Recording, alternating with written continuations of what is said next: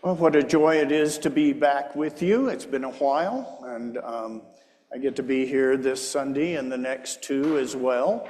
So if I don't remember your name, it's because I haven't been here in a while, and they slip out of my mind.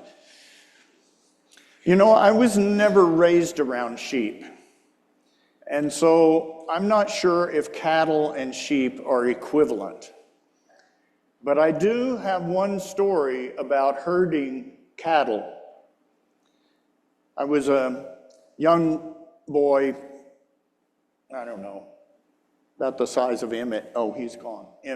And a friend of mine and I wanted to get my horse separated from our little herd of cattle, which were all penned up in a small pasture, maybe 1 or 2 acres. Dad had them in there for whatever reason, I don't know. But the horse was in there with them. And so we started working at being on foot, trying to get the horse separated from the cows so we could get the horse over to where we could ride it. And we made one mistake, and that is we got one person behind the cattle and me in front of the cattle, and the guy, my friend, behind the cattle spooked them. They saw us as strangers. We were not their shepherd.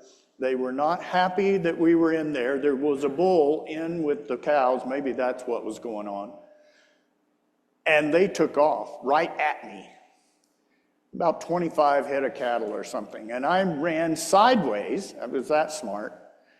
And they went right by me and went right through a barbed wire fence, knocked the fence completely down, and got out into the big pasture and all scattered out again.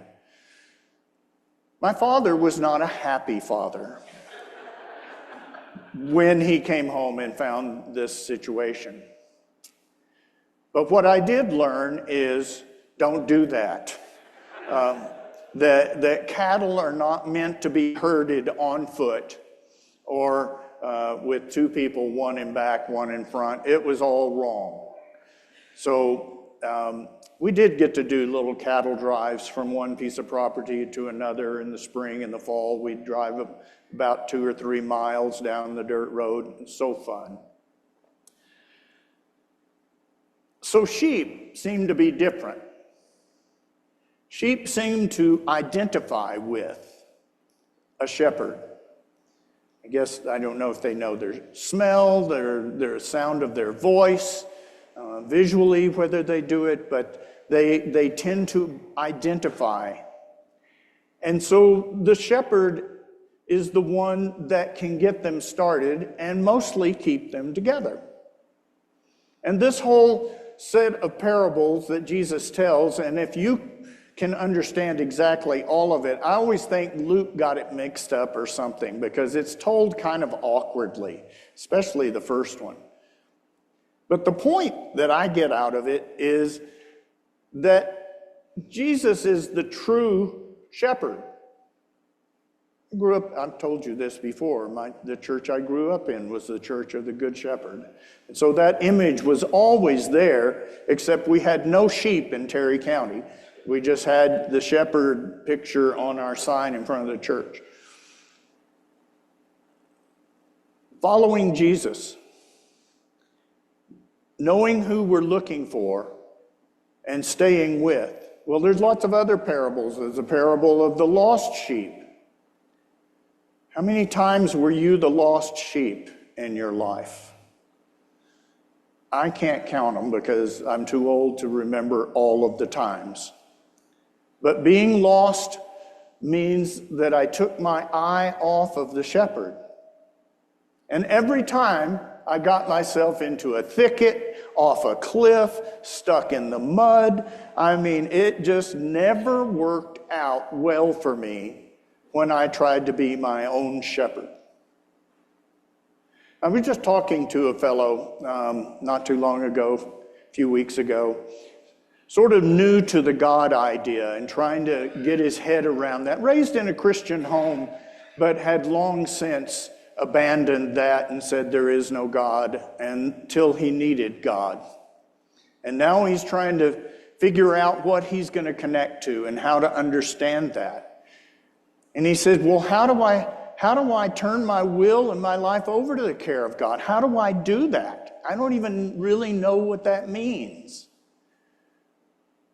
And in a moment of intuition, I said to him, well, if you were out hiking in the woods and you did not know those woods and you got lost and you're wandering around in the midst of the trees and the streams and just kind of trying to figure out which direction was north, and all of a sudden you came upon somebody who knew the forest or had a map of the forest and could then say, well, I can help you.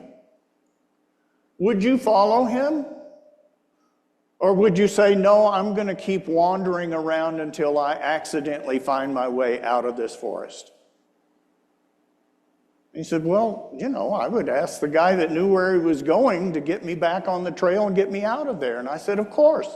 And I said, that's the same thing we do when we try to turn our will over to God. When we begin to live not out of self-direction, but out of God direction. This world has not changed from the time of Jesus. It's not changed since the time of Moses. It's not changed since human beings first threw a rock or a spear at each other. We're a terrible group of creatures. Terrible. We will do any kind of nasty, destructive, death-dealing thievery against one another in the name of whatever. Survival, religion, ideologies, wealth. What's the matter with us? Well, the matter with us is that there are millions of ruthless, self-willed people who want to run the show. And they want all the benefits of that power. So seductive, because to do that, they need the rest of us to follow them.